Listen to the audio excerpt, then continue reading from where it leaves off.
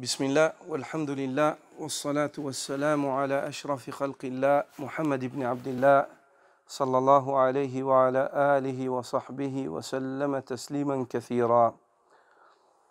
قال المؤلف رحمه الله تعالى: القيام والقعود في صلاة الليل. وكان صلى الله عليه وسلم يصلي ليلا طويلا قائما وليلا طويلا قاعدا، وكان إذا قرأ قائما ركع قائما، وإذا قرأ قاعدا ركع قاعدا، وكان أحيانا يصلي جالسا فيقرأ وهو جالس، فإذا بقي من قراءته قدر ما يكون 30 أو 40 آية قام فقرأها وهو قائم، ثم ركع وسجد، ثم يصنع في الركعة الثانية مثل ذلك. وإنما صلى الصبح أي الصلاة قاعدا في آخر حياته لما أسن، وذلك قبل وفاته بعام. وكان صلى الله عليه وسلم يجلس متربعا، أي إذا صلى جالسا يجلس متربعا. وفي رواية إحدى رجليه على الأخرى، لأن التربع قد يكون هكذا دون أن تضع رجلا على الآخر، وقد يكون التربع بوضع رجل على الآخر. نعم. لي. بسم الله الرحمن الرحيم.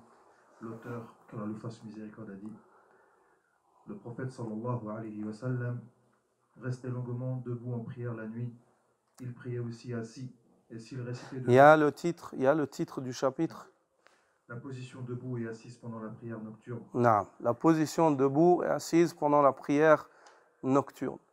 La prière nocturne, qiyamul layl, c'est une prière qui commence, qui voit son début après la prière de l'Aïcha. Après la prière de l'Aïcha jusqu'à l'arrivée du Fajr as-Sadiq, de l'aube véridique, à l'arrivée du Fajr. Lorsque cette prière-là fait partie de la sunnatus salihin, la tradition des gens vertueux. Avant l'arrivée du prophète sallallahu alayhi wa sallam, déjà dans les peuples anciens, depuis que les croyants ont existé, cette prière a existé. Les gens se sont tenus, ont veillé durant leur nuit devant Allah subhanahu wa ta'ala, dans un moment où personne ne les voit. Les personnes qui cherchent à réaliser leur monothéisme, leur culte voué à Allah exclusivement, à la recherche de rien d'autre que les grâces divines, et voulant s'éloigner de toute forme d'ostentation, sont prompts à se lever dans ce moment-là où personne ne les voit. Car il se peut même que leur propre épouse qui dorment à leur côté ne voie pas que ces gens-là se sont réveillés, car c'est une partie de la nuit où les gens sont dans un sommeil profond. Kanu qalilan min al-layli ma yasja'un. Et Allah Azza wa Jal mentionne cette prière-là dans le Coran, ainsi que ses vertus ont été mentionnées dans la sunna du prophète sallallahu alayhi wa sallam. Allah Azza wa Jal mentionne le fait que les corps des gens vertueux s'arrachent de leur lit. Anil madaji', ils s'arrachent de leur lit. C'est-à-dire qu'ils s'arrachent de leur lit parce qu'ils sont collés par la profondeur de leur sommeil. C'est un sens qui décrit une situation et qui est très proche dans la description de celle-ci, car l'homme est réellement collé à son lit dans cette dernière partie de la nuit. Il dort profondément. Donc, ces gens-là s'arrachent. Leur foi en Allah Azza wa Jal et leur désir de l'au-delà, ainsi qu'à la recherche de la proximité de leur Seigneur, fait que ces personnes-là s'arrachent de leur lit. Alors que, on voit que quand Allah Azza wa Jal dit ils s'arrachent de leur lit, ça veut dire que ce n'est pas une chose qui est facile. Ce n'est pas une chose qui est facile, car l'âme éprouve le délice de ce sommeil-là dans cette partie de la nuit. Et le prophète sallallahu alayhi wa sallam a pratiqué cette prière, il ne l'a jamais laissée. Il ne l'a jamais laissée. Tant même en voyage, il a prié la nuit. Malgré qu'il a délaissé les autres prières surrogatoires durant la journée, mais en voyage, le witr et au moins une partie de la nuit, il a toujours prié sallallahu alayhi wa sallam. Et Abdullah ibn Mas'ud radiyallahu ta'ala anhu dit: صليت مع رسول الله صلى الله عليه وسلم فأطال حتى هممت بأمر سوء Abdullah ibn Mas'ud dit, j'ai prié avec le prophète sallallahu alayhi wa sallam et il a prolongé cette prière. Il l'a tant prolongé que j'ai eu un mauvais désir, un mauvais penchant. Puis ils lui ont dit, wa bima hamamta ya Abdallah. Et quel était ce désir-là? Il dit, hamamtu an ajlisa wa ada'ahu. J'ai pensé m'asseoir et le laisser terminer sa prière tout seul. J'ai pensé m'asseoir et le laisser terminer sa prière tout seul. Regarde le compagnon, la modestie. Il dit, j'ai eu une mauvaise pensée. Quelle était cette pensée? C'était juste le fait de s'asseoir parce qu'il ne tenait plus debout. Il tenait plus debout et d'arrêter la prière parce qu'il tenait plus. En fait, il n'arrivait plus à supporter cette prière. Et le prophète sallallahu alayhi wa sallam, en règle générale, la priait seul. Cette prière-là, c'est pour ça qu'il se permettait de prolonger longuement. Quand il priait, il guidait les croyants, il allégeait cela à la communauté, il demandait à ceux qui guident les gens d'alléger, de prendre en considération qu'il se peut qu'il y ait des malades derrière eux et ainsi de suite. Puis le prophète sallallahu alayhi wa sallam, selon Al-Mughira ibn Shu'ba qui dit, إن كان النبي صلى الله عليه وسلم لا يصلي حتى ترم قدماه أو سقاه وهو يقول أفلا أكون عبدا شكورا. Et selon Al-Mughira ibn Shu'ba qui dit que le prophète sallallahu alayhi wa sallam se levait et priait durant la nuit et se tenait en prière jusqu'à ce que ses jambes gonflent, ainsi que ses chevilles. Ses jambes et ses chevilles gonflent, tellement qu'il est resté debout en fait sans bouger. Donc, si on reste debout sur la même position sans bouger, en règle générale, le sang descend, puis les jambes se voient gonfler. Dans une variante de ce hadith, dans une variante de Aïcha radiallahu ta'ala anha, qui décrit la prière du prophète sallallahu alayhi wa sallam de son noble mari, radiallahu anha, elle dit, le prophète sallallahu alayhi wa sallam priait jusqu'à hatta tatafattar qadamahu, jusqu'à ce que ses pieds en fait se fissurent et que il y a même du sang qui sort, ses pieds se fissurent. Et lorsqu'ils lui ont dit Ya Rasulallah, elle lui dit tu fais cela alors qu'Allah Azza wa Jal t'a pardonné tes péchés passés et tes péchés à venir, il dit afala akunu abdan afala uhib an akuna abdan shakura, n'aimerais-je donc pas après cela être un serviteur reconnaissant, c'est-à-dire je vais jouir d'une faveur sans l'accueillir par la reconnaissance, sans accueillir ces faveurs divines qu'Allah Azza wa Jal m'a accordées par le shukr d'Allah subhanahu wa ta'ala, et ainsi de suite. Quant à la prière de nuit du prophète sallallahu alayhi wa sallam, sa description nous a été rapportée dans divers hadiths. Nous allons mentionner certains critères ou certains points par lesquels se distinguait la salat du prophète sallallahu alayhi wa sallam de nuit, ou le descriptif de la prière de nuit du prophète sallallahu alayhi wa sallam. Premièrement, selon Aïcha et Abu Huraira, qui rapportent tous deux dans deux hadiths différents, le prophète sallallahu alayhi wa sallam iftataha al-qiyama bi rak'atayn khafifatayn, aimait débuter la prière de nuit par 2 rak'at légères. Et il disait, si l'un d'entre vous veut prier la nuit, qu'il débute sa prière par 2 rak'at légères. Et ici, il s'agit de 2 rak'at légères, c'est-à-dire avec une lecture courte, avec des sujouds qui ne sont pas très longs, un ruku' qui n'est pas très long. Les sagesses qui sont mentionnées par les savants derrière le fait de cette sunna, on voit que la sunna c'est une révélation, et que la sunna, le prophète sallallahu alayhi wa sallam, ce n'est pas une invention de sa tête, c'est une révélation de la part d'Allah, car la sunna est très précise et se marie bien avec la nature humaine. L'être humain, lorsqu'il se lève de son lit, il s'est déjà arraché de son lit. Si tu le jettes tout de suite dans une prière longue, il va se lasser. Il va se lasser. Car l'âme, c'est une trop grosse agression pour l'âme. Donc il faut que cette âme-là, une fois qu'elle est sortie de son lit, elle fait les invocations déjà, elle s'assoit sur le bord du lit, elle fait les invocations qui ont été rapportées lorsqu'on se réveille. Qui est le fait de lire la fin de Ali Imran, depuis Inna fi khalqis samawati wal ard wa ikhtilafil layli wan nahar jusqu'à la fin de celle-ci, ainsi que de lire les invocations Alhamdulillahi alladhi ahyana ba'da ma matana wa ilayhi nushur, ainsi que de lire les invocations qui ont été rapportées à ce moment-là. Puis de se lever et de faire les ablutions. Puis, une fois que l'homme a fait ses ablutions, il débute par 2 rak'at légères.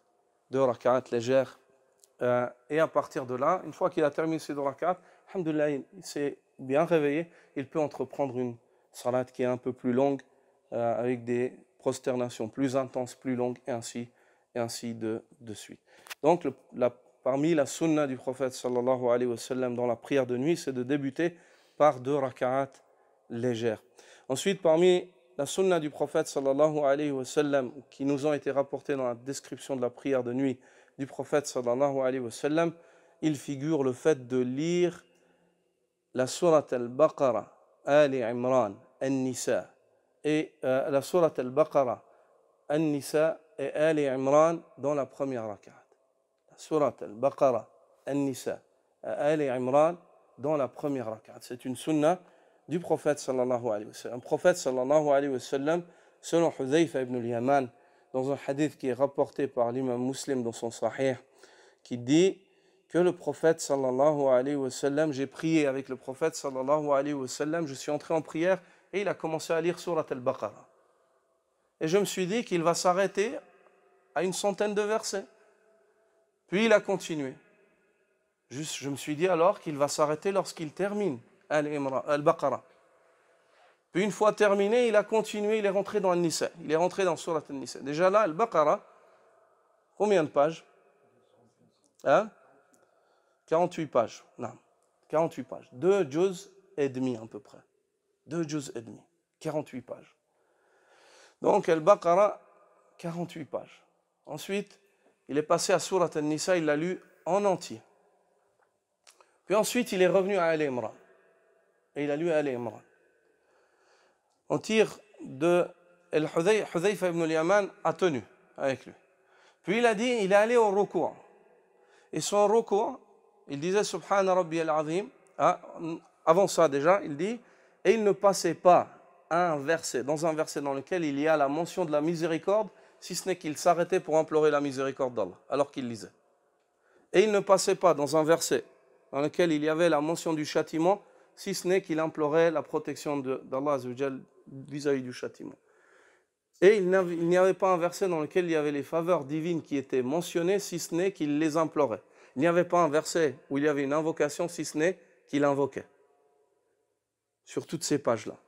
Puis il est allé au ruku'. Et il disait Subhana Rabbi al-Azim.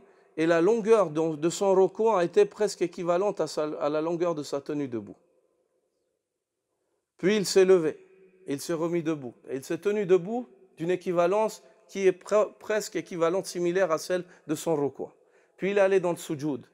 Puis il disait Subhana Rabbi al-A'la. Et il s'est tenu en sujoud d'une longueur qui est équivalente presque à sa tenue debout. Et il lisait d'une lecture avec méditation, d'une lecture avec laquelle il y a une méditation où il psalmodie le Coran, où il y a avec une jolie récitation, avec une belle voix, sallallahu alayhi wa sallam. Ici, il s'agit d'une raka'a. Il s'agit d'une raka'a. Ça, c'est une sunna parmi les sunnas de la lecture du prophète, sallallahu alayhi wa sallam. Il y a dans ce récit-là l'importance de méditer le Coran. Lorsqu'on lit le Coran, il est important que l'homme médite sur ces versets, qu'il médite sur ces versets. Et il est primordial que même une personne qui est non arabe connaisse au moins l'essence de l'Fatiha. Car l'Fatiha, il la répète dans toutes ses prières, chaque jour. Donc c'est primordial que cette personne au moins connaisse l'essence et certains bénéfices qu'il y a à tirer des sens de l'Fatiha afin que ceci ait un impact, que sa lecture ait un impact sur son cœur et sur son âme, sur sa foi.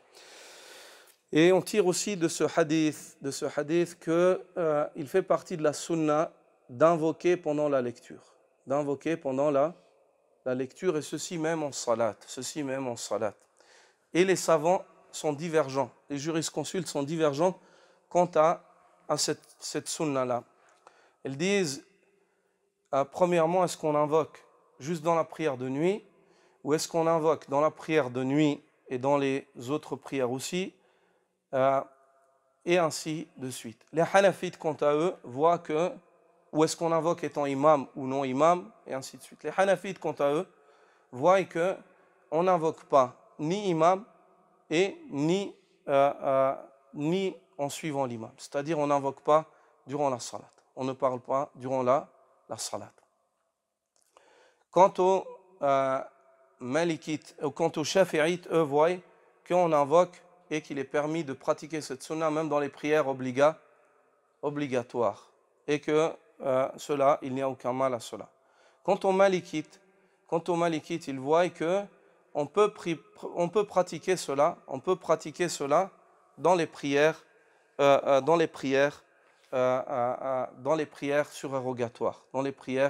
surérogatoires. Et quant aux Hanbalites, ils voient qu'on pratique cela comme c'est venu dans le hadith. Selon l'avis le plus juste de l'imam, qui est attribué le plus justement à l'imam Ahmad ibn Hanbal, rahimahullah, il y a le fait qu'on pratique cela comme c'est venu dans le hadith, à savoir durant la prière de nuit. Et on ne pratique pas cela quand on prie en groupe, car cela peut gêner ceux qui prient à côté de nous. Et qu'on ne pratique pas une sunna. Et la sunna, elle n'est pas venue gêner les croyants les uns les autres dans leur culte. La sunna, elle n'est pas venue gêner les croyants les uns les autres. Mais quand tu pries chez toi et tu invoques Allah, tu lis le Coran, quand tu viens dans des versets où il y a la mention du paradis, il n'y a aucun mal à ce que tu t'arrêtes et que tu implores le paradis d'Allah.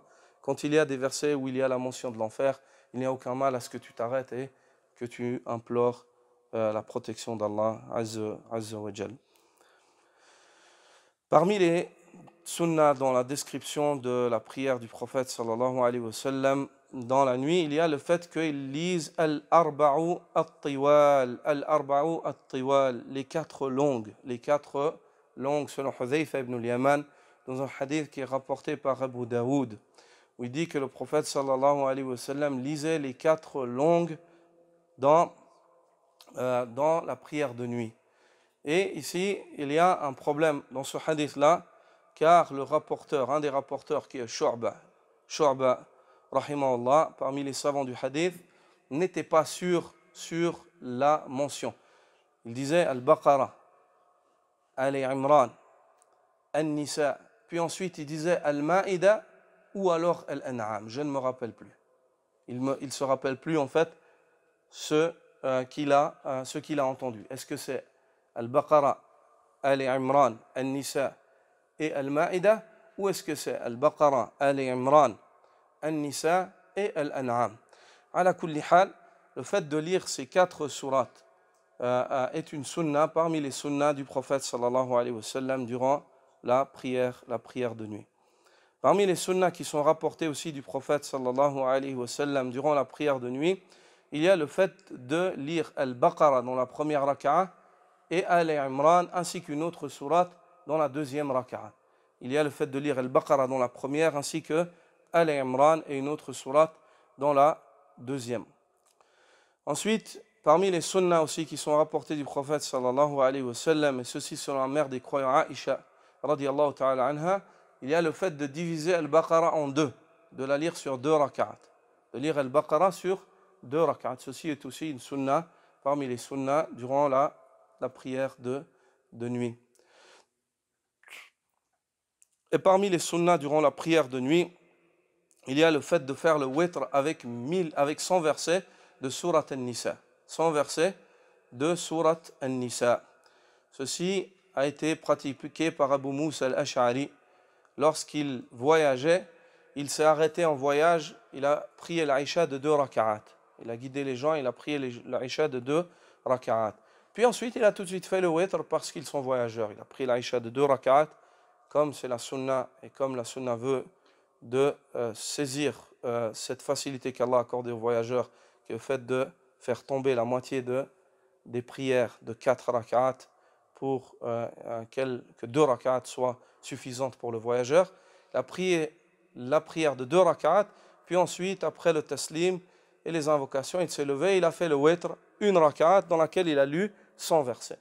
Et Abu Musa al-Ash'ari, lorsqu'ils l'ont questionné sur ça, il a dit, par Allah, je ne mets pas mon pied dans un lieu où le prophète sallallahu alayhi wa sallam l'a mis, si ce n'est que je m'efforce de faire ce qu'il a fait.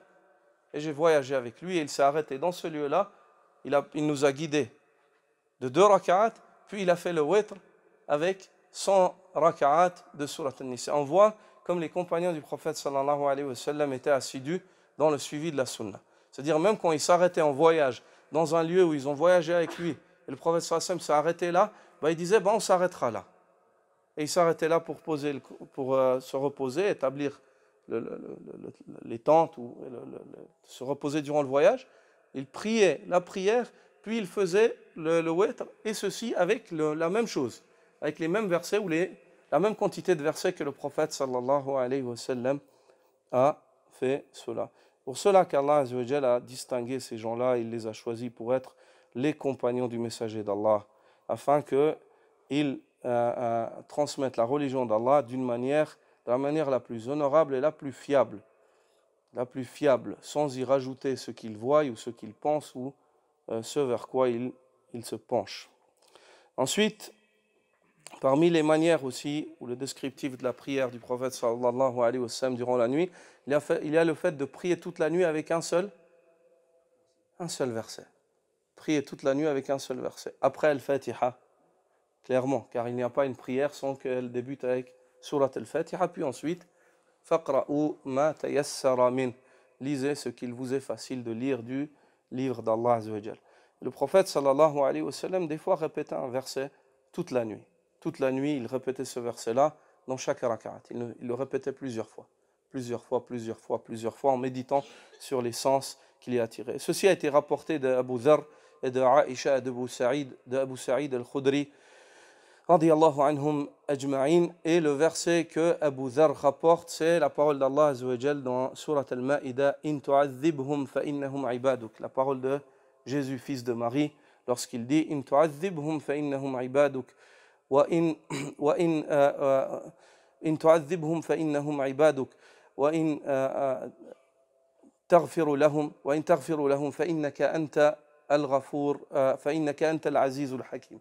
إن تعذبهم فإنهم عبادك وإن تغفر لهم فإنك أنت العزيز الحكيم. Si tu leur pardonnes, ils sont certes tes serviteurs. Mais si tu les châties, ils sont certes tes serviteurs. Tu fais ce que tu veux d'eux. Mais par contre, si tu leur pardonnes, certes, c'est toi qui es le puissant et le sage. C'est-à-dire, tu es puissant, tu ne pardonnes pas par faiblesse, parce que tu es contraint à pardonner, et tu es sage, tu es parfaitement sage dans tes choix et dans ta volonté, ô Allah. Donc, cette invocation de fils de Isa ibn Maryam, alayhi salam, de Jésus, fils de Marie, le prophète sallallahu alayhi wa sallam, et c'est un verset du Coran, c'est la parole d'Allah, car Allah Azza wa Jal relate la parole des prophètes, les invocations des prophètes. Il relate même la parole de Iblis. Ça, c'est une chose dont il est important de faire mention. Quand on mentionne un verset où il y a une invocation, par exemple ici la parole de Jésus, fils de Marie, est-ce que dans la croyance musulmane, on peut dire que c'est la parole d'Allah? Oui, parce qu'elle est tirée du Coran, c'est le Coran qui nous informe de cela. Si moi maintenant j'écris un livre, et puis je relève la parole d'un tel parmi les savants, et que c'est moi qui est l'auteur de ce livre-là, est-ce qu'on peut dire que ce n'est pas ma parole? On ne peut pas dire, c'est ma parole. Dans ma parole, j'ai fait mention de la parole d'un tel. Est-ce que c'est clair? C'est pas clair? Non. Ici, Cheikh Al-Albani, rahimahullah, dans le livre que tu as étudié, mentionne dans l'introduction la parole d'Abu Hanifa. Quand on lit dans ce livre-là, est-ce qu'on peut dire que cette parole-là, ce n'est pas la parole de Cheikh Al-Albani? Pourquoi? Parce que c'est le livre du Cheikh, c'est sa parole à lui, c'est lui qui a compilé ça. C'est lui qui a fait mention de cette parole. Est-ce que c'est clair? Non. Donc quand on dit ici, Jésus, fils de Marie, a dit, c'est la parole d'Allah, car Allah a parlé à Jibril, Jibril a informé le prophète sallallahu alayhi wa sallam, et que ce Coran, c'est l'attribut divin dans la croyance des musulmans depuis les premières générations et jusqu'à aujourd'hui. Et le Coran lui-même témoigne que la parole d'Allah est révélée, elle n'est pas créée. Donc ici, il s'agit de la parole d'Allah subhanahu wa ta'ala, où il relate la parole de l'invocation de Jésus, fils de Marie, ou de la conversation du shaitan, ou ainsi de suite. Est-ce que c'est clair? Non. Ensuite, Jésus, fils de Marie, n'a pas dit en arabe. Est-ce que c'est clair? Donc, ce verset-là, précisément, le prophète sallallahu alayhi wa sallam le répétait souvent durant la nuit. Le répétait souvent, ainsi que d'autres versets. Il fait partie de la sunna. Et aussi, il est recommandé à un homme. Si un homme connaît bien, il y a un verset qui te touche dans le Coran. Par exemple, tout croyant, même s'il n'est pas arabe, dans la traduction des sens du Coran, il se peut que tu aies lu ou tu as appris une sourate et il y a un verset qui te touche beaucoup. Si ce verset-là te touche beaucoup, alhamdoulilah, répète-le. Prends-le et répète-le durant la prière de nuit. Pourquoi? Parce que ça va réveiller ton cœur. Et plus ton cœur se réveille, plus tu seras concentré dans ta prière. Plus tes invocations seront sincères. Et plus tu trouveras ta proximité avec Allah, ainsi que le bien-être qui est demandé, le fait que ton âme se repose dans la salat. Il n'y a aucun mal à ce que tu prennes un verset et que tu le répètes toute la nuit, durant ta prière de nuit. Parmi les sunnahs aussi qui sont rapportés dans le descriptif de la prière du prophète sallallahu alayhi wa sallam, il y a le fait de prier avec 1000 versets, ou alors avec 100 versets, ou au moins avec 10 versets, Et ceci, conformément au hadith qui est rapporté par Abdullah ibn Amr, radiyallahu ta'ala anhuma, où qui dit que le prophète sallallahu alayhi wa sallam a dit: Man qama bi'ashrati ayat lam yakun min al-ghafilin, wa man qama bi mi'ati ayah kutiba min al-qanitin, wa man qama bi alfi ayah kana kutiba min al-muqantarin. Man qama bi'ashrati ayah lam yakun min al-ghafilin, wa man qama bi mi'ati ayah كان كتب من القانتين ومن قام بألف آية كتب من المقنطرين. Celui qui prie, qui effectue la prière de nuit avec 10 versets, compte al-Fatiha là-dedans. Celui qui prie durant la nuit avec 10 versets ne sera pas inscrit parmi les insouciants. C'est un hadith qui a été authentifié par Cheikh Nasr, rahimahullah ta'ala. Celui qui prie durant la nuit avec 10 versets ne sera pas parmi les insouciants. Celui qui prie pendant la nuit avec 100 versets sera inscrit parmi le nombre des humbles, des pieux, qui sont à la recherche des grâces d'Allah. Celui qui prie durant la nuit avec 1000 versets fait partie de ceux al-muqantarin, ceux qui amassent toutes les bonnes actions qu'il y a amassées, ceux qui sont les grands gagnants, les riches, ceux qui se sont enrichis durant cette nuit-là. À toi, les savants, lorsqu'ils mentionnent ce hadith-là, ils disent les hommes durant la nuit sont de combien de catégories? 4. Les insouciants, c'est ceux qui lisent même pas 10 versets. Ceux qui ne lisent même pas 10 versets.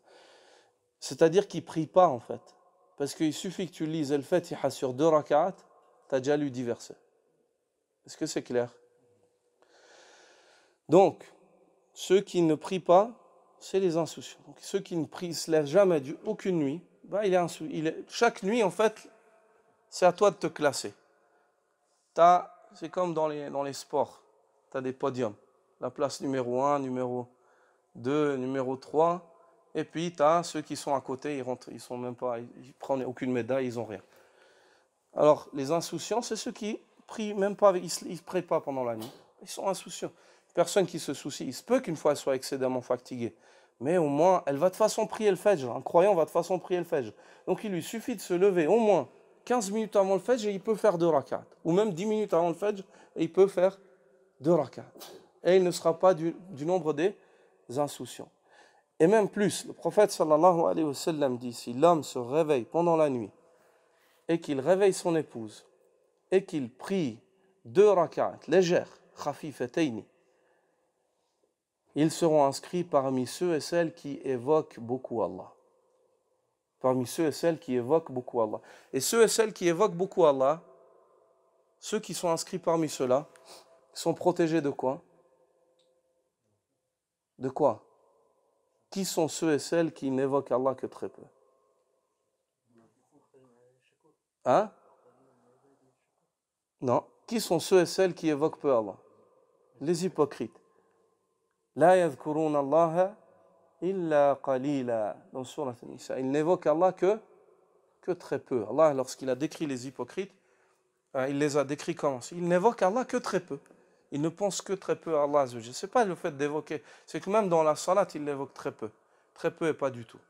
Très peu et pas du tout. Il ne s'agit pas ici de la déconcentration quand il s'agit des hypocrites. Les hypocrites, en fait, ils rentraient dans la prière pour espionner. Pas parfois, pas à la recherche des grâces divines, mais pour voir ce que le prophète sallam disait ou pour se dissimuler dans la masse. Pas par conviction, en fait. Pas par conviction.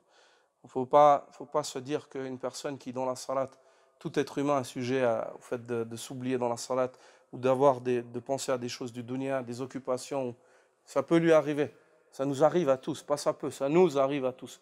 On est tous victimes de cela. Ça ne veut pas dire que cette personne-là est un hypocrite. Ça ne veut pas dire que cette personne-là est un hypocrite. Mais une personne qui est inscrite, les savants prennent cela en comparaison, en opposition.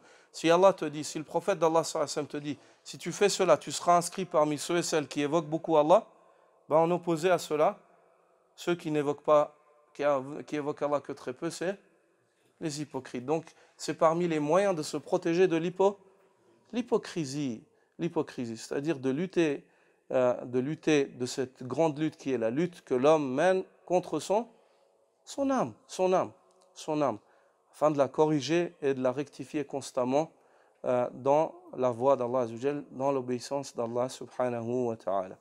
Donc, si l'homme se réveille et prie 2 rak'at légères avec son épouse, il gagne. Il sort gagnant, au moins il a cela. Même s'il lise juste 10 versets. En plus de cela, ils ne sont pas inscrits parmi les insouciants. Donc à toi de choisir chaque soir. Tu ne pries pas, ou alors tu pries et tu ne seras pas du nombre des insouciants avec 10 rak'at, 10 versets, ou alors tu pries avec 100 versets et tu seras du nombre des humbles, ceux qui s'avilisent devant Allah, qui sont très pieux, ou alors tu pries avec 1000 versets et tu seras du nombre de ceux qui ont ramassé, qui ont tout ramassé. Ils ont ramassé les trésors de la nuit. Tous les trésors de la nuit, ils les ont ramassés, ils les trouveront assurément le jour où ils rencontrent Allah, ce jour-là où l'homme est introduit dans sa tombe avec son linceul. Ni ses biens, ni ses enfants ne le suivront. Parmi les sunnahs aussi, et on termine sur cela, dans la manière de prier, la prière de nuit, il y a le fait de prier avec Suratul Ikhlas. De prier avec Suratul Ikhlas. Un homme parmi les compagnons du prophète sallallahu alayhi wa sallam répétait Suratul Ikhlas. Suratul Ikhlas durant la nuit. Durant la nuit, constamment. Il priait qu'avec cela. Et un autre homme parmi les Sahaba, c'est comme s'il a amoindri en fait cet acte-là. Il a trouvé qu'il s'est étonné. Il a dit, pourquoi tu fais ça? Pourquoi tu ne pries pas avec des plus longues sourates?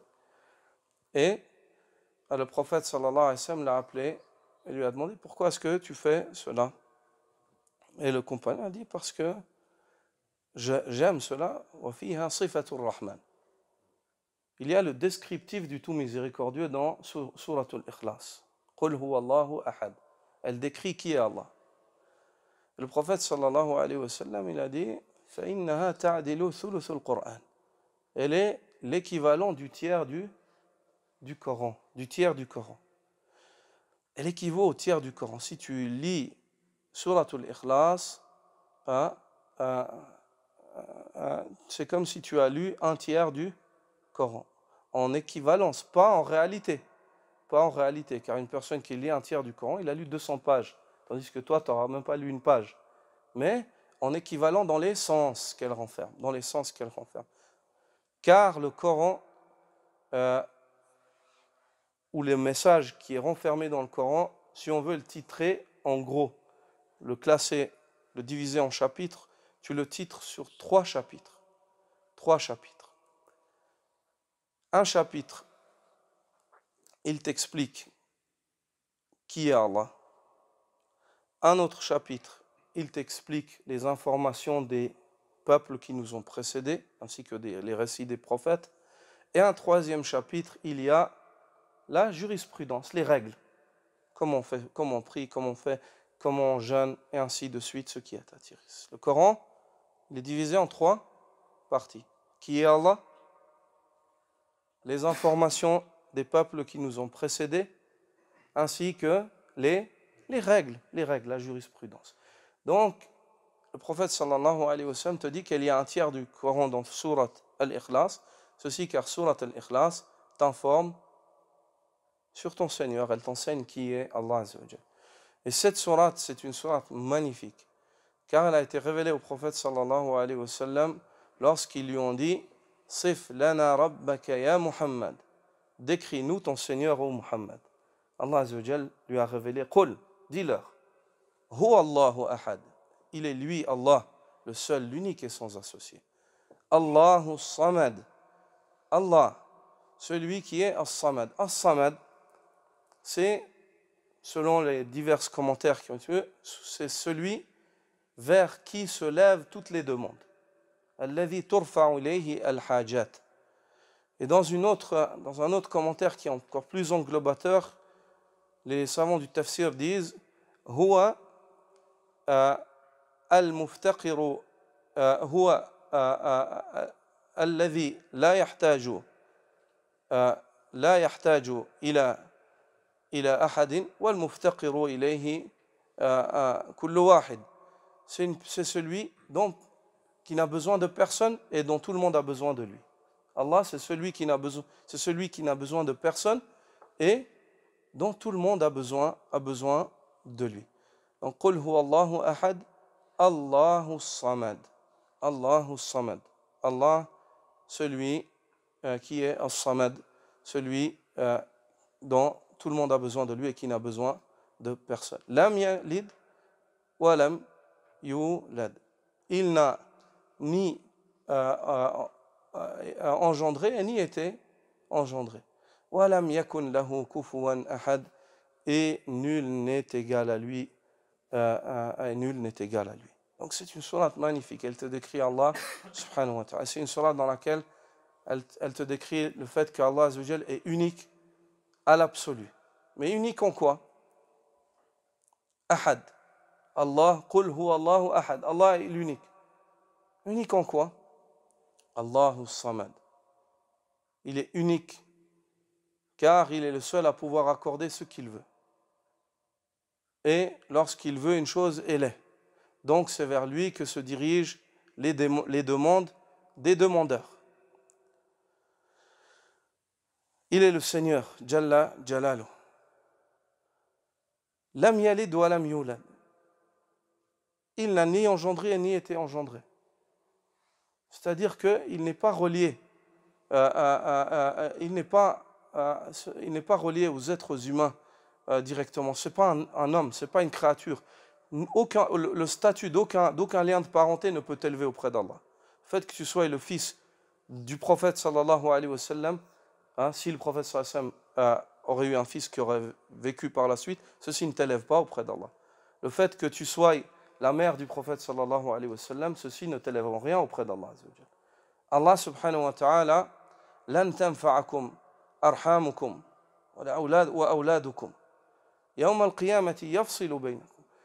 Ni vos enfants, ni vos liens de parenté ne sauront vous être d'une utilité auprès d'Allah. Et le jour de la résurrection, il tranchera entre vous. Donc le fait que tu aies un lien de parenté ou que ton père soit un homme pieux ou que ta mère soit... Ceci ne t'aidera pas auprès d'Allah. C'est à toi de te réformer et d'agir. Chaque personne auprès d'Allah, les gens sont égaux et les hommes les plus honorables auprès d'Allah, ce sont les plus pieux. Allah Azza wa Jal dit Inna akramakum indallahi atqakum. Ceux qui sont les plus honorés, les plus honorables auprès d'Allah, les plus honorables d'entre vous sont ceux qui sont les plus pieux, qui se maintiennent sur les injonctions divines, qui s'acquittent de ce qu'Allah leur a donné comme ordre et qui délaissent ce qu'Allah Azza wa Jal leur a interdit, qui délaissent ce qu'Allah Azza wa Jal. Walam yakun lahu kufuwan ahad, et nul n'est égal à lui si est la perfection. Allah Azza wa Jal est parfait. Nul n'est égal à Allah Azza wa Jal dans la perfection. Le savant a du savoir. Est-ce que le savoir du savant est pareil au savoir d'Allah? Allah Azza wa Jal est omniscient. Allah sait tout. Il sait sans qu'on lui enseigne. Allah subhanahu wa ta'ala a toujours su.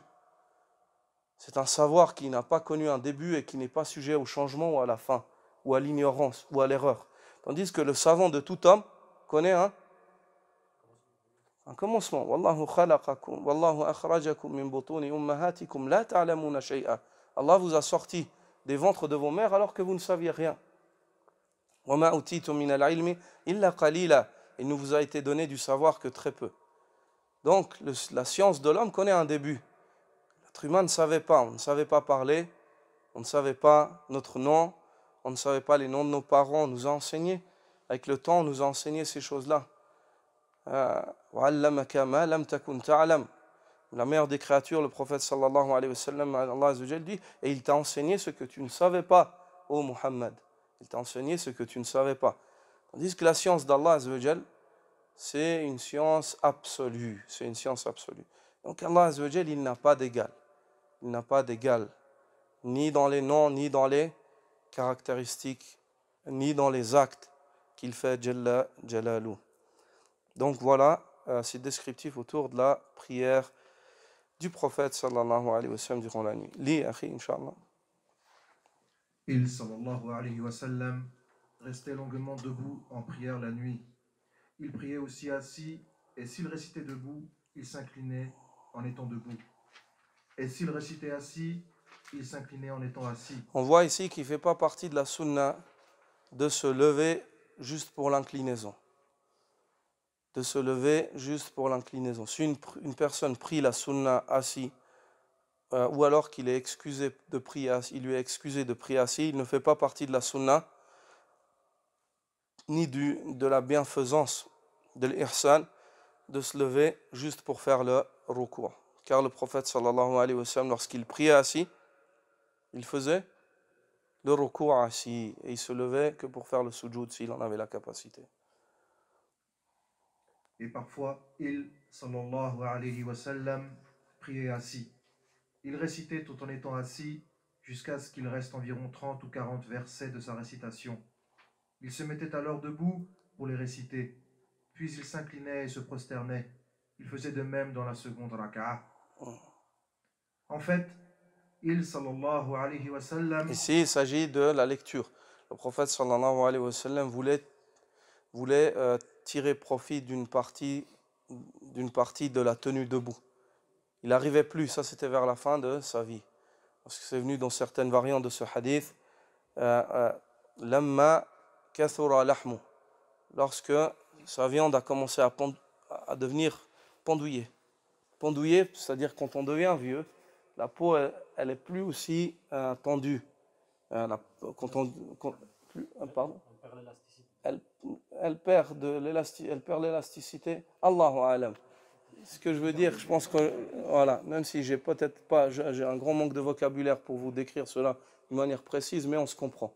Le fait que la personne, avec le temps, avec l'âge, il se peut que la peau, c'est pas que le prophète sallallahu alayhi wa sallam a grossi, c'est pas que le prophète sallallahu alayhi wa sallam était gros ou est devenu a engraissé, pas du tout. C'est juste en fait que ses muscles, en fait, ils étaient détendus comme les muscles de toute personne se détendent avec l'âge, ainsi que sa peau. En fait, et il se levait, il n'arrivait plus à se tenir debout, donc, et il priait assis, et il se levait par ce désir qu'il avait de se tenir debout devant Allah. Il se levait vers la fin, il essayait de se lever lorsqu'il lui restait 30 versets, il priait ces 30 versets-là debout, 30 ou 40. Si tu peux relire le deuxième hadith, Inch'Allah. Excuse-moi.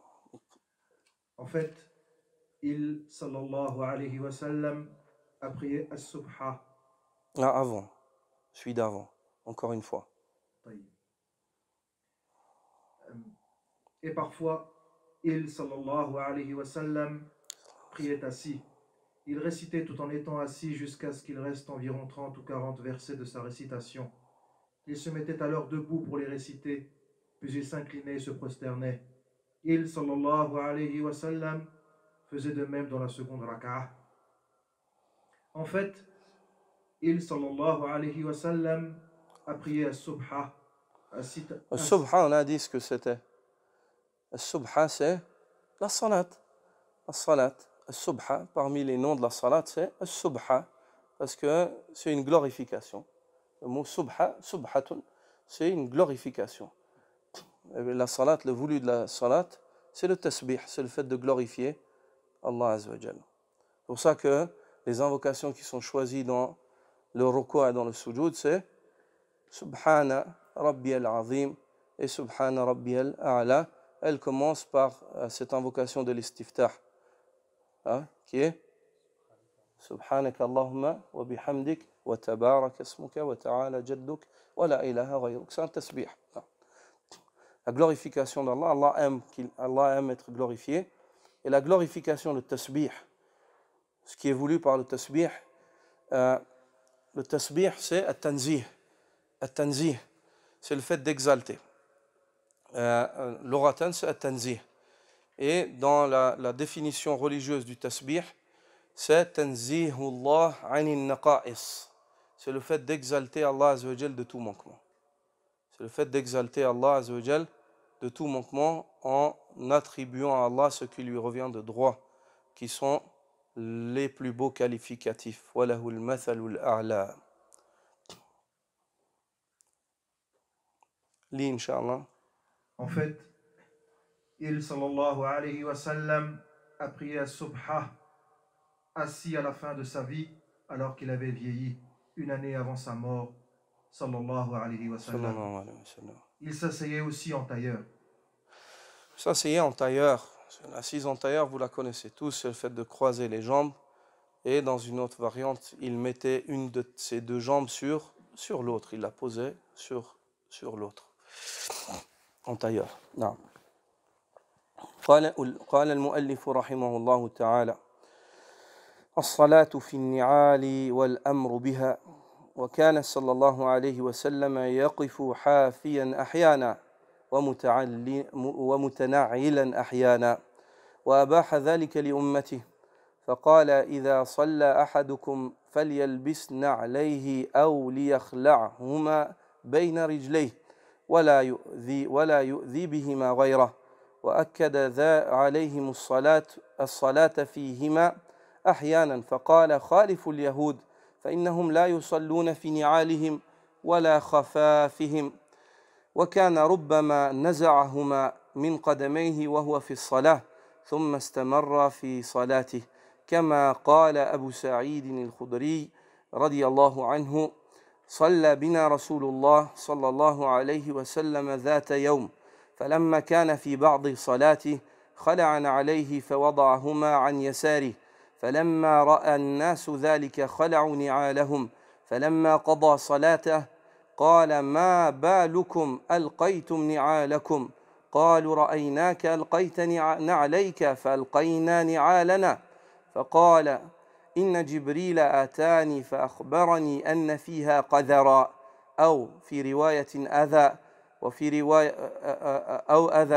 وفي رواية خبثا، فألقيتهما، فإذا جاء أحدكم إلى المسجد فلينظر في نعليه، فإن رأى فيها قذرا أو قال أذى، وفي الرواية الأخرى خبثا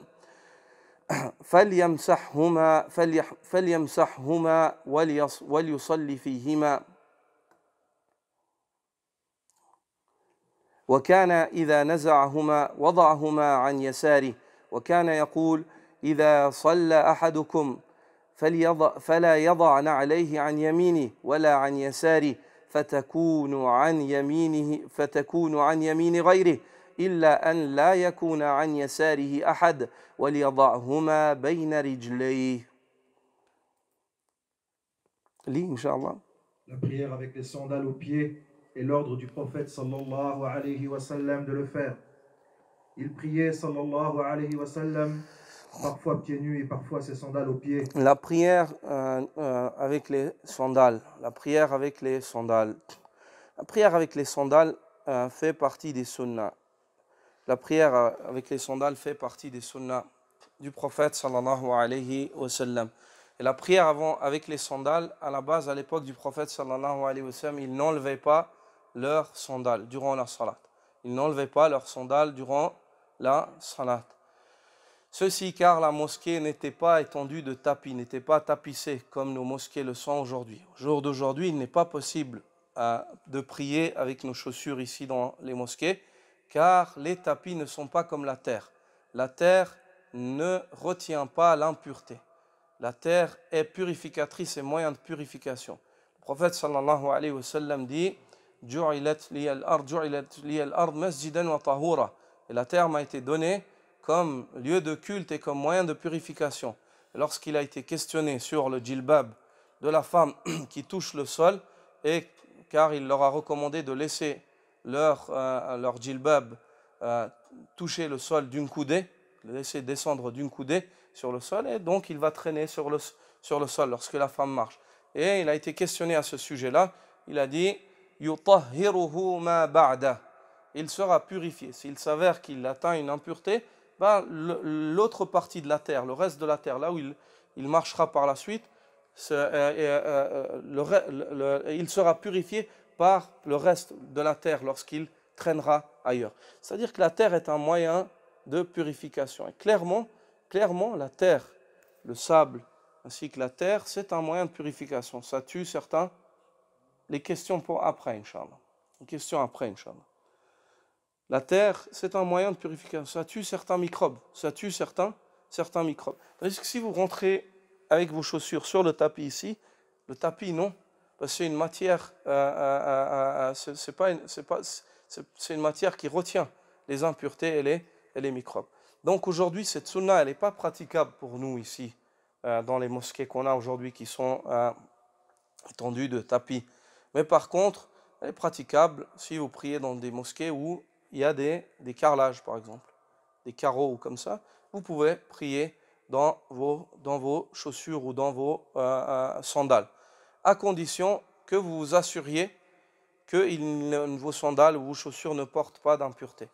C'est pour ça que le prophète sallallahu alayhi wa sallam, comme vous allez le voir dans ses récits, a demandé à ses compagnons, lorsqu'ils rentrent dans la mosquée, de s'assurer de contrôler le dessous de leurs sandales si elles ne portent aucune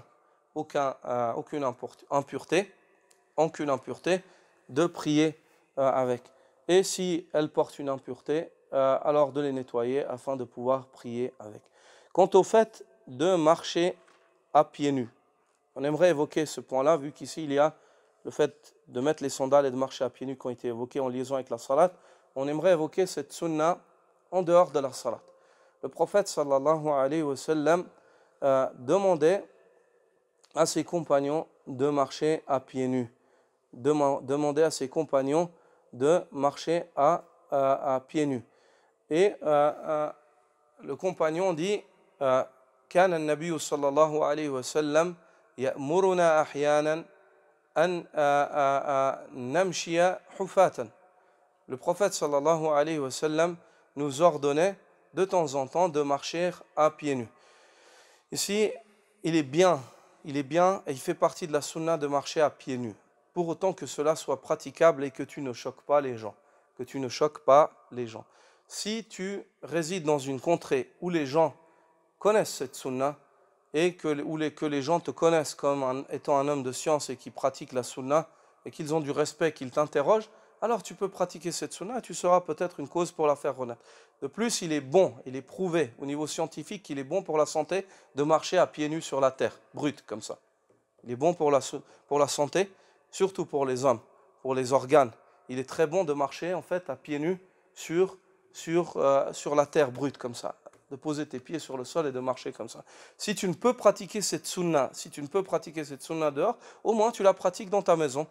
Tu enlèves tes chaussettes et tes chaussures et tu marches à pieds nus chez toi. Comme ça, tu peux pratiquer cette sunna du prophète sallallahu alayhi wa sallam, qui est aussi une sunna où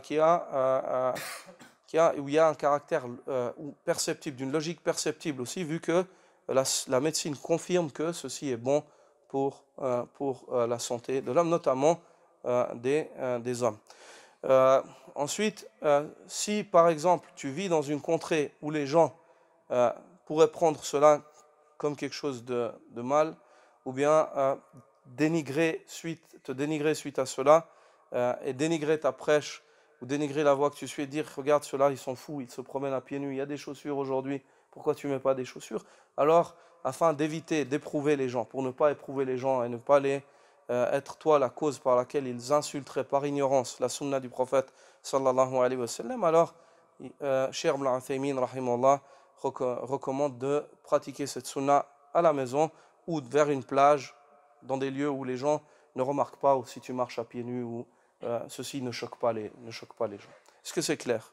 Non. Lis les hadiths, akhi, Inch'Allah.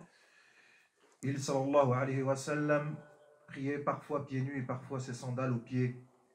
Il sallallahu alayhi wa sallam l'a permis à sa communauté en disant: quand l'un de vous prie, qu'il laisse ses sandales, ou bien qu'il les enlève et les mette entre ses pieds, afin qu'ils ne nuisent pas aux autres. Non, ici il y a aussi cette sunna, la sunna du prophète sallallahu alayhi wa sallam. On a mentionné qu'il fait partie de la sunna de ne pas nuire aux autres, d'une manière générale. Et ceci fait partie de la religion. Ça fait partie des règles, des grandes règles dans la religion musulmane. La darar wa la dirar. La darar wa la dirar. Ni on nuit, ni on se cause du tort. Ni on cause du tort à autrui, ni on s'en cause. À la base, la religion d'Allah n'est pas venue pour causer du tort aux gens. N'est pas venue pour causer du tort aux gens. Et le musulman, il n'est pas là pour causer du tort aux créatures d'Allah subhanahu wa ta'ala. C'est pour ça que on doit faire très attention. Ça fait partie des qawa'id, des règles de la sharia. Ça fait partie des grands fondements dans la sharia, dans la législation d'Allah. C'est pour ça qu'on doit faire attention, chers frères. Lorsque, notamment, vous venez dans des cours comme ça, vu que vous êtes peut-être en qamis ou barbu, quoi qu'il en soit, et que vous sortez des mosquées, faites attention à ne pas nuire aux gens. Faites attention à ne pas nuire. Comment? En restant devant la mosquée, en parlant, en rigolant. Il se peut que des gens dorment, ou des enfants dorment, ou que des personnes ne dorment pas, mais pour quelle raison est-ce qu'on leur ferait du bruit en bas de chez eux? Il y a assez de place pour aller discuter, et ainsi de suite. Donc évitez. Ça, c'est une règle, parmi les fondamentaux de la charia, c'est le fait de ne pas nuire aux créatures d'Allah, de ne pas nuire ni aux créatures, et encore plus même, de ne pas nuire ni aux créatures, ni à la création. Ni à la création. Le prophète sallallahu alayhi wa sallam, lorsqu'il envoyait les armées, il leur interdisait même de toucher les arbres, de brûler les maisons, de détruire, de saccager, sans parler des femmes, des enfants, des vieillards, et il leur demandait de répondre par les armes à ceux qui tiennent les armes, de combattre que ceux qui les combattent. Hadith dans le Sahih de l'imam Muslim. Donc, on voit clairement que ces personnes-là qui se permettent, au nom de la religion d'Allah, en prenant des versets généraux, comme tuez-les comme ils vous tuent, et des versets comme ça, puis qu'au nom de cela, par la suite, ils se lèvent et ils tuent, ou ils font des attentats, et ils ne se soucient pas de commettre des crimes, ils sont de loin pas sur la religion du prophète Mohammed sallallahu alayhi wa sallam. Et la religion du prophète Mohammed sallallahu alayhi wa sallam est distante de ces criminels. Car parmi les fondamentaux dans la religion d'Allah, c'est qu'on ne nuit pas aux créatures. On ne nuit pas aux créatures d'Allah, ni à la création. Quant au fait que deux États en arrivent à une guerre et que des armées se combattent, ceci a toujours existé. Mais il ne s'agit pas ici de bandes de malfrats, ou de bandes organisées, ou de bandes sectaires qui se lèvent et qui se prennent pour des États, et qui prétendent avoir des États et qui demandent qu'on leur porte serment d'allégeance, qui appellent les jeunes à fuir vers eux pour en faire de la chair à canon. Donc il ne s'agit pas de personnes comme ça. Donc ici, prenez garde à ne pas nuire aux créatures d'Allah. Et quant à vous, vous ne faites pas partie de ces personnes-là, walillahi alhamdu wal minna, mais il y a d'autres nuisances auxquelles on ne porte pas attention. Et parmi les nuisances dont on tombe peut-être chaque semaine, c'est le fait qu'on sorte et qu'on discute à haute voix devant la porte de la mosquée et qu'on nuise aux créatures d'Allah. Il se peut que cette nuisance soit une cause, parmi les causes qui pousseront une personne à détester l'islam. Pas détester l'islam, mais au moins pas être attiré par l'islam et la mosquée. Il voit la mosquée comme une source de bruit. Une source de bruit. C'est-à-dire que c'est des gens qui viennent et ils nous font du bruit. Chaque fois qu'ils sortent, on les entend. Donc c'est pour ça que on vous répète constamment, discutez ici. tant que vous voulez. Même 1 heure, 2 heures, jusqu'au Fajr si vous voulez discuter. Mais une fois que vous sortez, vous saluez. Même vous saluez, ne vous saluez pas dehors. Barakallahu fikum. Ce n'est pas obligatoire de se saluer dehors à la porte. Vous pouvez vous dire salam alaikum ici et vous vous séparez dehors sans plus rien vous dire et c'est terminé. Vous dites salam alaikum ici et vous sortez, chacun prend sa voiture et s'en va chez lui.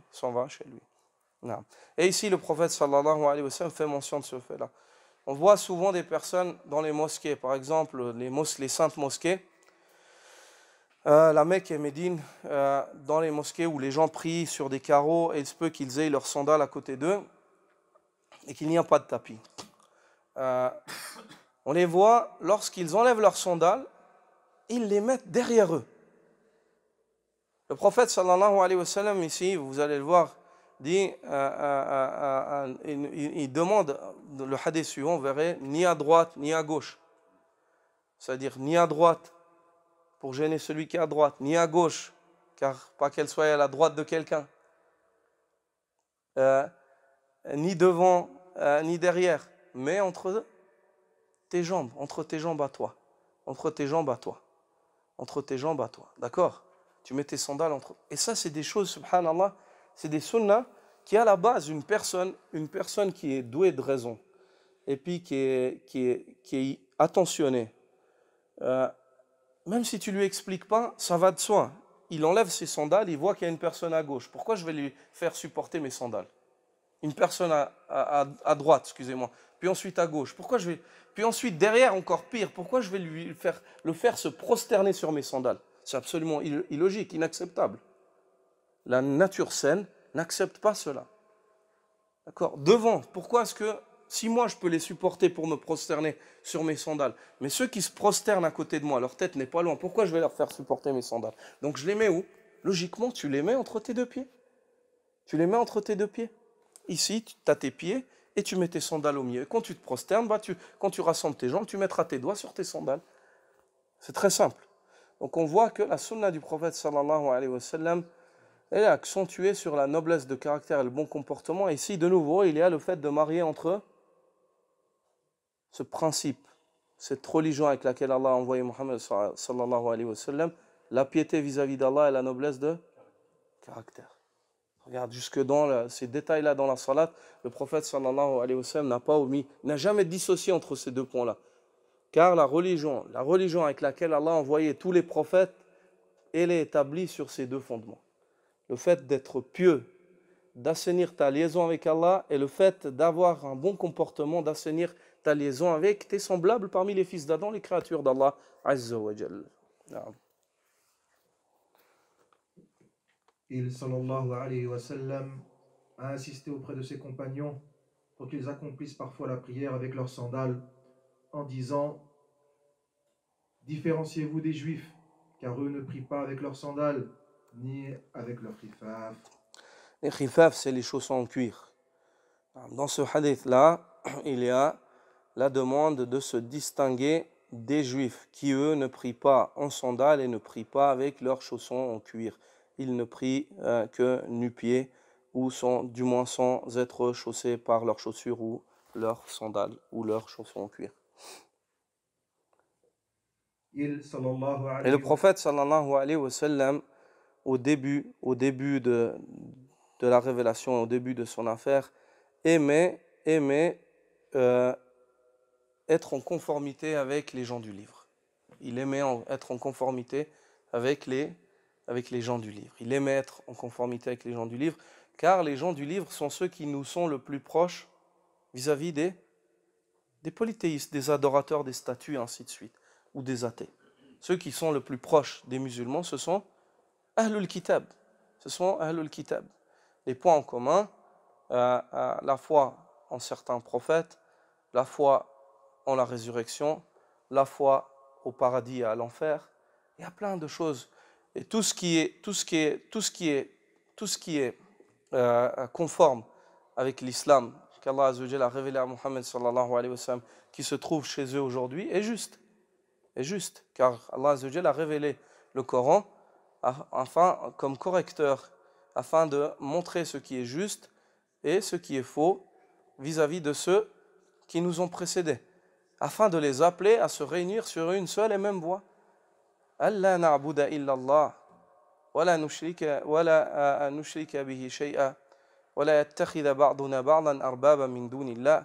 Venez à une parole commune entre nous et vous, que nous n'adorions qu'Allah seul, unique et sans associé, le créateur des cieux et la terre, et que nous ne lui donnions aucun associé, et surtout que nous ne nous prenions pas les uns les autres comme arbab, comme seigneur, c'est-à-dire comme un seigneur qui sont obéis en dehors d'Allah Azza wa Jal, qui sont vénérés, qui sont élevés au degré de la seigneurie, alors qu'ils ne sont que des créatures. Une personne qui est créée, elle ne peut pas être seigneur. Elle ne peut pas être seigneur. Le seigneur, c'est celui qui crée du néant, celui qui a besoin de personne, celui qui a une existence absolue, qui a toujours été, qui sera toujours. Jalla, Jalal, il est lui, Allah, seul, unique et sans associé.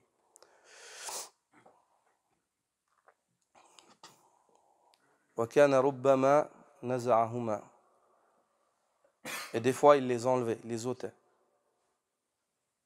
Il est aussi arrivé qu'il les enlève pendant la prière et qu'il continue à prier, comme l'a rapporté Abu Sa'id al-Khudri.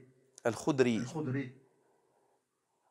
Un jour, alors que le messager d'Allah, sallallahu alayhi wa sallam, dirigeait la prière, il a enlevé ses sandales et les a placées à sa gauche. Quand les gens ont vu cela, ils ont aussi enlevé leurs sandales. Lorsqu'ils eurent fini sa prière, le prophète sallallahu alayhi wa sallam leur dit: Qu'avez-vous à enlever vos sandales? Ils dirent: Nous t'avons vu enlever tes sandales, donc nous avons enlevé les nôtres. Il dit, sallallahu alayhi wa sallam: En vérité, Jibril est venu à moi et m'a informé qu'il y avait une saleté, ou il a dit quelque chose de nuisible, dans une autre narration une impureté sur mes sandales. Donc je les ai enlevées. Quand l'un d'entre vous entre à la mosquée, qu'il regarde ses sandales, s'il y voit une saleté, ou il a dit quelque chose de nuisible dans une autre narration, un résidu, qu'il les essuie et prie avec.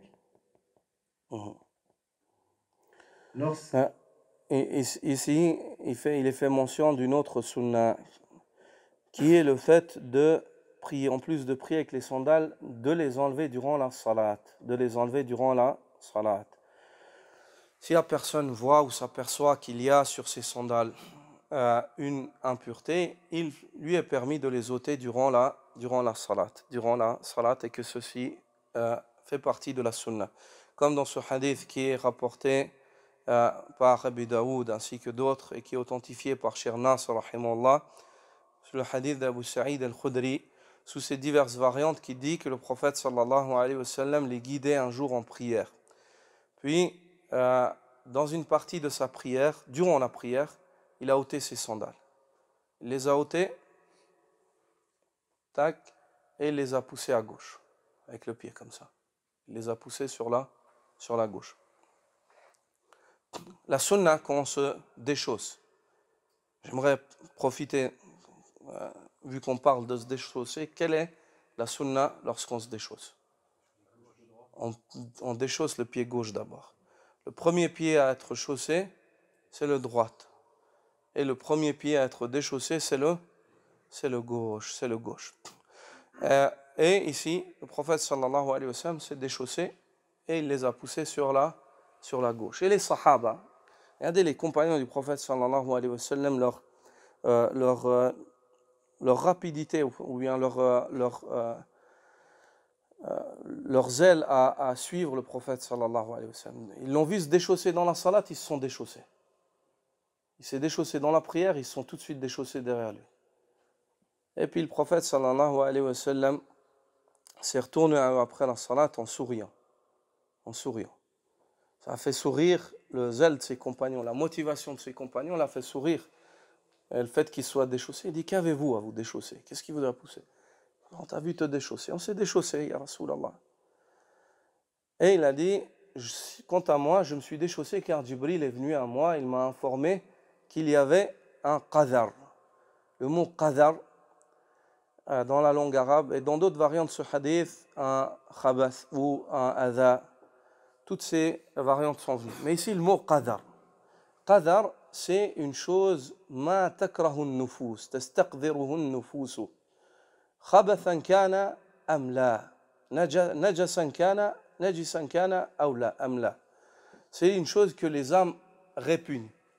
Le qadar, c'est une chose qui est répugnante, que l'âme répugne, qu'elle soit impure ou pas. Ça ne veut pas dire qu'une chose... Par exemple, la sécrétion qui vient du nez, est-ce qu'elle est impure? Elle n'est pas impure, mais est-ce qu'elle est dégoûtante? C'est dégoûtant.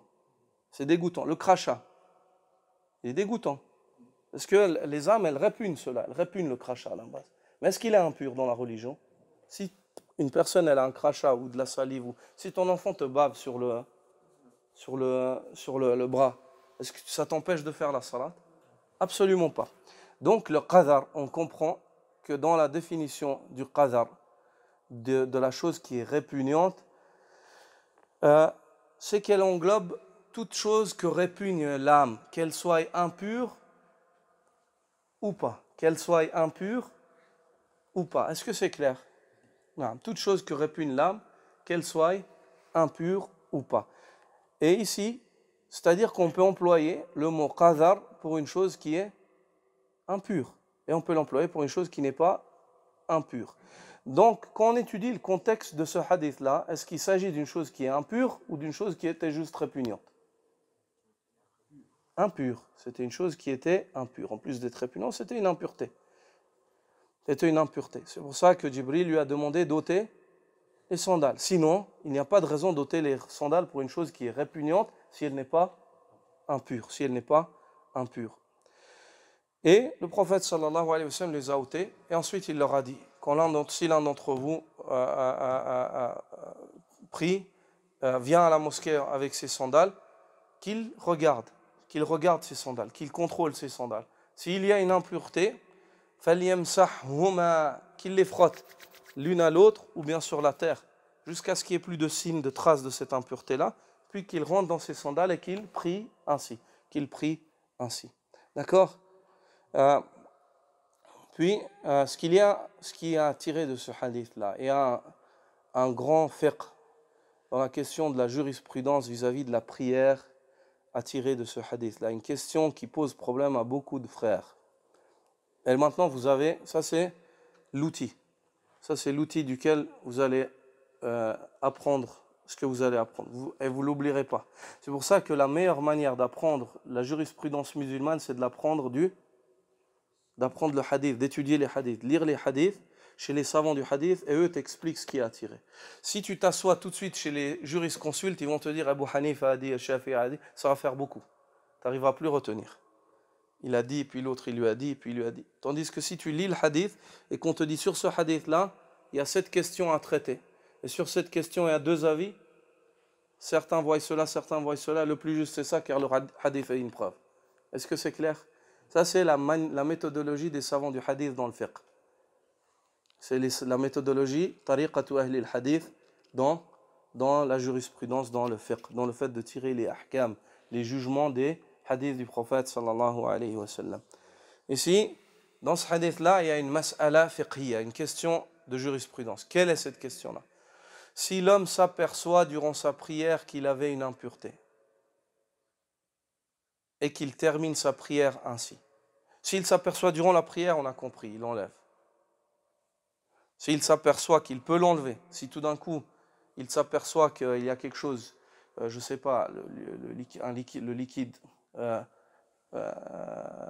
mani qui sort, liquide, comment on appelle ça en français? Al-madhi, pas le mani, pas le liquide séminal, ça c'est les femmes, c'est pour les femmes je crois, non? Non, c'est chez les hommes aussi? En français on appelle al-madhi, en arabe ça s'appelle. Et ce liquide-là, il sort, chez certains hommes, il sort comme ça, et en règle générale, il sort lorsqu'il y a en fait une excitation chez l'être humain, chez l'homme. D'accord. Le liquide séminal, hein? Comment? Préséminal. Non.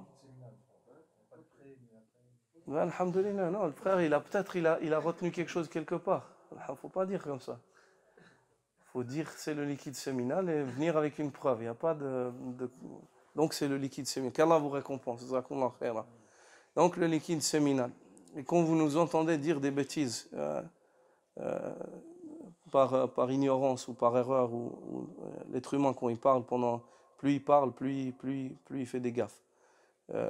Donc, Inch'Allah, faut nous corriger, nous reprendre. Si vous avez une preuve et une connaissance claire d'un sujet précis, il n'y a pas de souci. Il n'y a pas de souci, on est ouvert à cela. Tant que cela est fait sincèrement avec un bon dialogue, un bon échange, basé sur l'éducation et le bon comportement. Taïeb. Donc, le liquide, si l'homme s'aperçoit qu'il sent qu'il y a le liquide séminal qui est sorti durant sa prière, il sent, ben là, il doit arrêter, il peut pas, il arrête sa salat, il nettoie, comme c'est venu dans le hadith, son organe, et sous certaines variantes, ainsi que ses bourses, et voilà. Il y a des enfants, on essaie d'épurer le dialogue dans la mesure du possible. Khayr, Inch'Allah. Ala kulli hal, on se comprend. Il nettoie son organe et il refait ses ablutions. Et puis il rentre dans la salat à nouveau. Si maintenant il s'avère qu'il a terminé sa prière, puis il voit que sur son habit, ou il voit que quelque part il y a eu en fait une impureté, est-ce qu'il refait sa salat ou pas?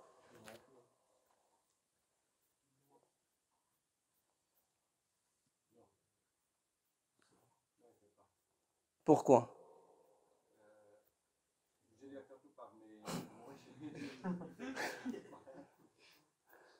Bah, tu viens de lire ici.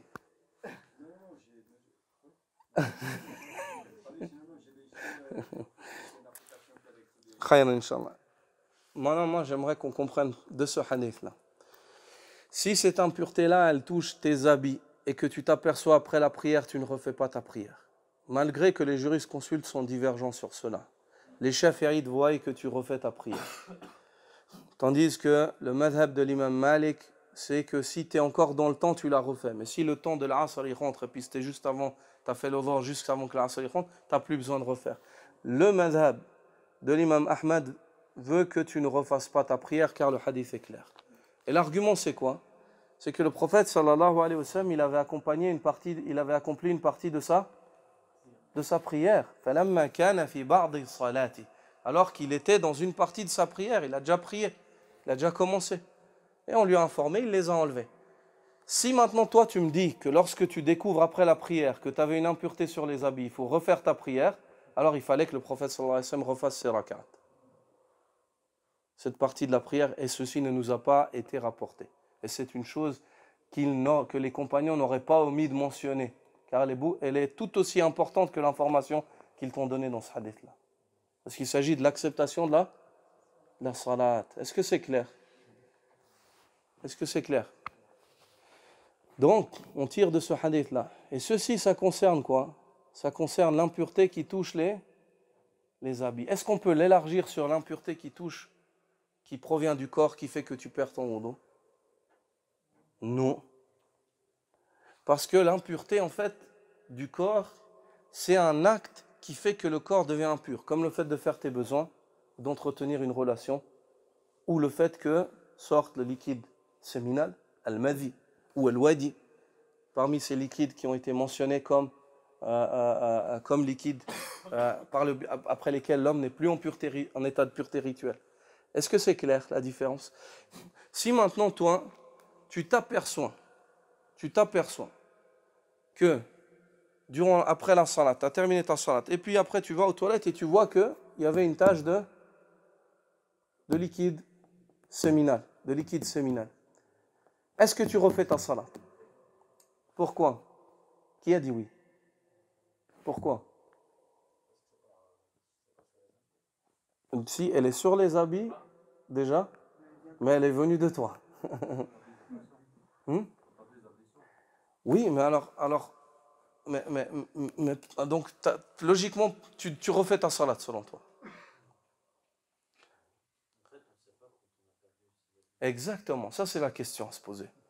Si tu es sûr que ce liquide est provenu de toi durant la salat, c'est-à-dire, je te donne un exemple, tu es allé aux toilettes avant la salat, tu as fait tes besoins, Tu as fait tes besoins, qu'Allah t'honore. Et puis, quand tu fais tes besoins, en général, tu vois ton corps. Tu regardes ton corps, tu rhabilles, tu remets ton slip, tu regardes. Et le croyant qui adore Allah subhanahu wa ta'ala, qui fait la ibada, il contrôle son caleçon ou ses sous-vêtements, pour employer un mot plus correct. Il contrôle ses sous-vêtements.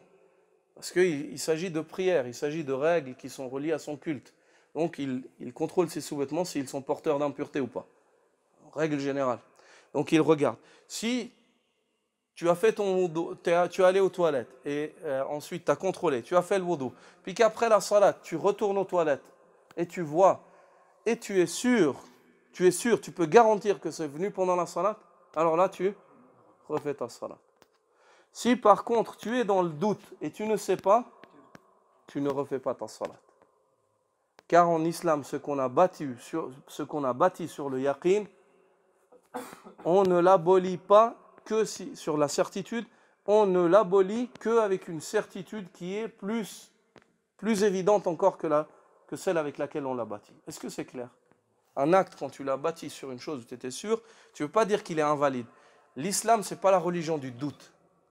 L'islam, ce n'est pas la religion du doute. Ce n'est pas une religion avec laquelle l'homme vit sous la peur et le doute. C'est pour ça que certaines voies sectaires, au nom de l'islam, qui viennent et ils maintiennent leurs adeptes dans le doute et dans la peur, ça prouve qu'ils ne sont pas sur la voie d'Allah.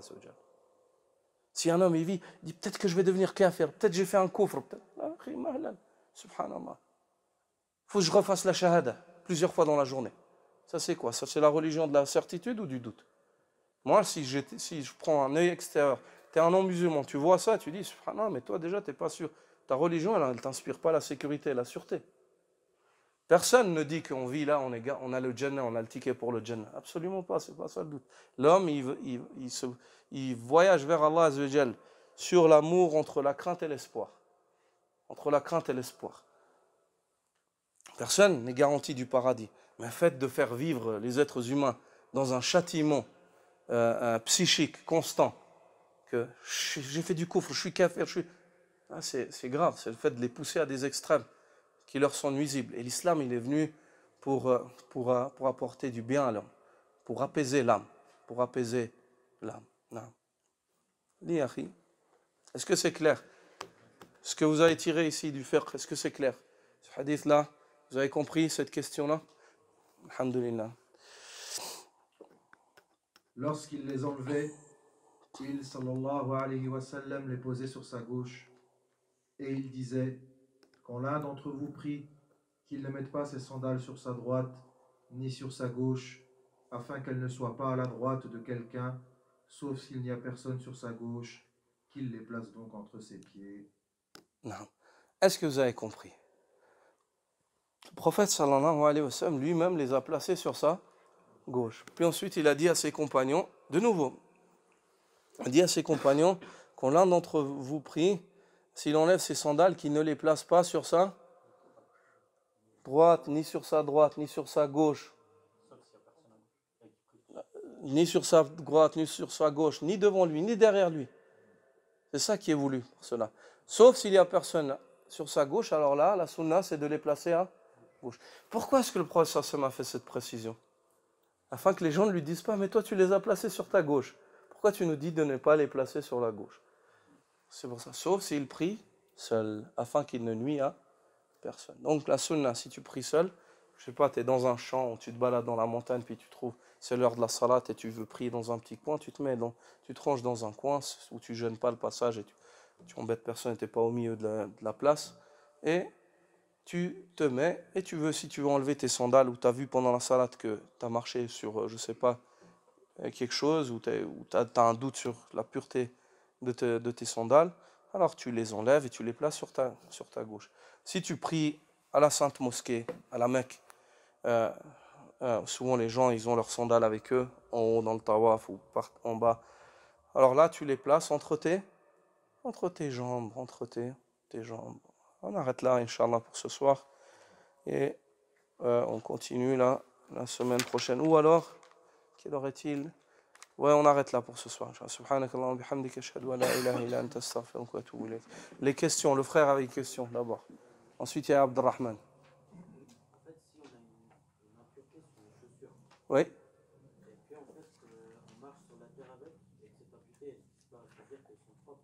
Oui, exactement. L'impureté en islam, elle est là tant qu'elle est là, qu'on la voit ou qu'on la sent.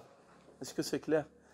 Il y a pas, si tu ne vois pas ni de traces, il y a une odeur, ni une couleur qui persiste de cette impureté-là, il n'y a plus lieu, elle n'a plus lieu d'être. Elle n'a plus lieu d'être. Le jugement qui est relié à cette impureté-là, il n'est plus. Il existe avec la présence de celle-ci. Et les signes de la présence, c'est l'aspect, la couleur, l'odeur. Si tu te souviens dans la salat et que c'est un habit que tu ne peux pas enlever, s'il a léché ta chaussure, tu enlèves ta chaussure. S'il a léché ta chaussette dans la salat, tu peux enlever la chaussette. Mais s'il a léché ton pantalon, tu ne peux pas enlever ton pantalon dans la salat. À moins que tu aies un camis au-dessus, et tu enlèves le pantalon, et puis tu restes toujours couvert. Mais s'il a léché ta veste, par exemple, tu enlèves ta veste. S'il a léché ton t-shirt, à la base, tu n'enlèves pas ton t-shirt. C'est détestable. D'accord? S'il a léché ton pantalon et que tu dois l'enlever, alors tu t'en rappelles, tu arrêtes ta salat et tu vas nettoyer ton pantalon. Tu vas nettoyer ton pantalon.